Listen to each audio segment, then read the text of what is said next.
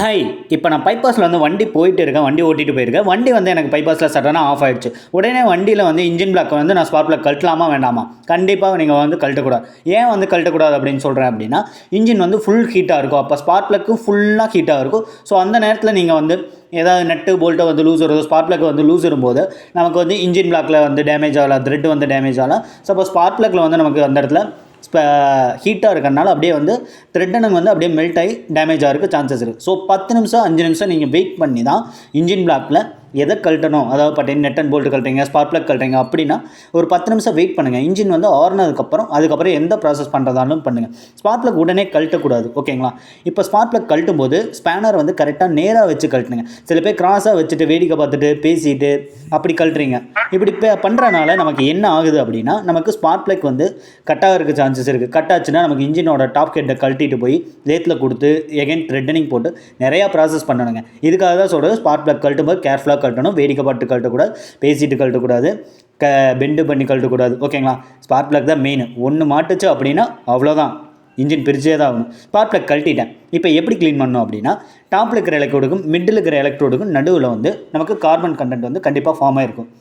அந்த கார்பன் கண்டென்ட்டை வந்து நமக்கு ஃபுல்லாக க்ளீன் பண்ணணும். அதாவது வந்து நீங்கள் ஆக்ஸப்ளேட் வச்சு க்ளீன் பண்ணலாம்.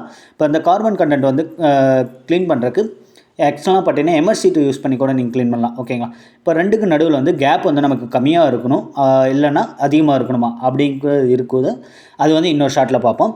இப்போ அந்த கேப் வந்து மீடியம் லெவல், எக்ஸாம்பிளுக்கு பார்த்தீங்கன்னா ஒரு நமக்கு ஆக்ஸப்ளேடு உள்ளக்க போயிட்டு வர மாதிரி இருந்தால் போதும். நமக்கு கேப் வந்து அந்தளவுக்கு இருந்தால் போதும். ஓகேங்களா? ஓவராக கேப் இருந்தாலும் பிரச்சனை, கேப் கம்மியாக இருந்தாலும் பிரச்சனை. ஓகேங்களா? இவ்வளோ தான், சிம்பிள் தான். க்ளீன் பண்ணியாச்சு. க்ளீன் பண்ணதுக்கப்புறம் மரம் போடும்போது அப்படி தான், நீங்கள் வந்து ஸ்பார்க் பிளக் வந்து டைட் பண்ணும்போது கிராஸாக வச்சு டைட் பண்ணக்கூடாது. ஃபஸ்ட்டு கையில் வந்து ஃப்ரீயாக ரொட்டேட் ஆகுதா அப்படின்னா கையில் டைட் ஆகிற வரைக்கும் ஃபுல் டைட் பண்ணிக்கங்க. ஓகேங்களா? அதுக்கப்புறம் வந்து நீங்கள் ஸ்பேனர் யூஸ் பண்ணி டைட் பண்ணிக்கலாம். டைட் பண்ணும்போது ஓவர் டைட் பண்ணிட்டோம் அப்படின்னா நமக்கு ஃபுல்லாக கட் ஆயிரும். கட் ஆச்சுன்னா சேம் அதே தான், இன்ஜினை வந்து டிஸ்மேண்டில் பண்ணி ஆகணும், வேறு வழியே கிடையாது. வெளியிலேருந்து எடுக்கிறதுக்கு சான்சஸ் தான் எடுக்கலாம், இல்லைனா அதுவும் பண்ண முடியாது. ஓகேங்களா?